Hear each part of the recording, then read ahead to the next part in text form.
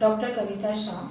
આજે આપણે આ વિડીયોમાં ફેશિયલ નર્વ પાલ્સી વિશે ચર્ચા કરીશું। આગળની વિડીયોમાં વિડીયો મેં ઇંગ્લિશના મીડિયમથી લીધેલી છે। આજની આ વિડીયો આપણે ગુજરાતીમાં લઈશું। તો ફેશિયલ નર્વ પાલ્સી એટલે શું? ફેશિયલ નર્વ પાલ્સી એટલે મોઢાનો લકવો કે આ જે ફેશિયલ નર્વ જે 7th ક્રેનિયલ નર્વ છે કે જે આપણા ફેસના મસલ્સને સપ્લાય કરે છે। તેની 5 બ્રાન્ચ છે: temporal branch, zygomatic branch, buccal branch, mandibular branch અને સર્વાઇકલ બ્રાન્ચ। તો જે ફર્સ્ટ ટેમ્પોરલ બ્રાન્ચ છે એ આપણા ફેસના કપાળના મસલ્સને સપ્લાય કરે છે। ઝાયગોમેટિક બ્રાન્ચ છે એ આંખની આજુબાજુના સ્નાયુને સપ્લાય કરે છે। બકલ બ્રાન્ચ ગાલના સ્નાયુને સપ્લાય કરે છે। મેન્ડિબ્યુલર બ્રાન્ચ આપણા જડબાના સ્નાયુને સપ્લાય કરે છે અને સર્વાઇકલ બ્રાન્ચ છે એ આપણા ગરદનના સ્નાયુને સપ્લાય કરે છે। તો શા કારણથી આપણને ફેશિયલ નર્વ પાલ્સી થાય છે? પાલ્સી એટલે કે લકવો। તો એ શા કારણથી થાય છે? તો જ્યારે આ નસ ઉપર સોજો આવ્યો હોય, ઇન્ફ્લામેશન થયું હોય, કોઈ ઇન્ફેક્શન થયું હોય, ઇન્જરી હોય કે આ કોઈ કારણથી જ્યારે પણ આ નસ ઉપર દબાણ આવે છે તો તેના કારણે તેનો સપ્લાય આપણા ફેસના મસલ્સને મળતો ઓછો થઈ જાય છે અથવા અટકી જાય છે। યા તો નસ પૂરેપૂરી દબાઈ જાય છે કાં તો એ પાર્શિયલ દબાય છે। તો જેના કારણે આપણા મસલ્સ ફેસના વીક પડે છે। જે મસલ્સને આ સપ્લાય કરે છે એ બધા જ મસલ્સ વીક પડે છે, એટલે કે આપણા ફેસના એક્સપ્રેશન્સ ટોટલી ડિસ્ટર્બ થઈ જાય છે।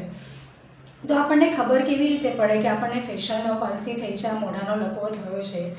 તો સૌપ્રથમ આપણને આંખ બંધ નહીં થાય, ત્યારબાદ જ્યારે પણ આપણે ખોરાક લઈશું તો ખોરાક ગળવામાં તકલીફ પડશે, પાણી ઉતારવામાં તકલીફ પડશે, મોઢામાંથી લાળ ટપકશે, કંઈ પણ તીખું ખાવામાં આવે તો આંખમાંથી આંસુ આવી જશે, ટેસ્ટ સેન્સેશન ડિસ્ટર્બ થશે। તો જ્યારે પણ તમને અને ફેસના એક સાઈડના સ્નાયુ ખેંચાયેલા રહેશે। તો જ્યારે પણ તમને આ ટાઈપની તકલીફ જોવા મળે તો ન્યુરોફિઝિશિયન અથવા તો ENT સર્જનને બતાવી અને તેનું ચોક્કસ નિદાન કરાવી અને તેની સારવાર ચાલુ કરી દેવી જોઈએ।